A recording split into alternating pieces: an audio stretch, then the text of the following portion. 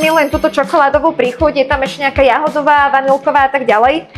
Ja stále milujem čokoládu. Veľmi rada si to robím s kokosovým mliekom. Tá chuť je potom neporovnateľná. Milujem aj ľad, takže ja si to trošku ochladím. Dávam si do toho štipku Vianoc alebo škorice, čo je tiež super na zlepšenie aj trávenia, aj prekrvenie organizmu. A ešte, aby som tam dodala aj trochu omega-6, lebo aj tie sú v skutočnosti dôležité, tie správne omega-6, tak tam dávam arašidové maslo. Mimochodom, keďže to nahrádza jedlo, obsahuje to aj 23 rôznych vitamínov, minerálov. Vďaka tomuto to nie je klasický proteínový nápoj.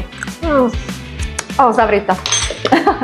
Zavriem to a ja to mám radšej také napenené, takže to pomixujem. Pomixujem, keď si to dám do elektriky. Naozaj stačí iba na pár sekúnd. Úžasná vôňa. No a týmto vykrmíte nielen svoje svaly, ale aj črevný mikrobióm. Takže za mňa, ak chudnúť, ak cvičiť, tak určite Zinzino Link Shake.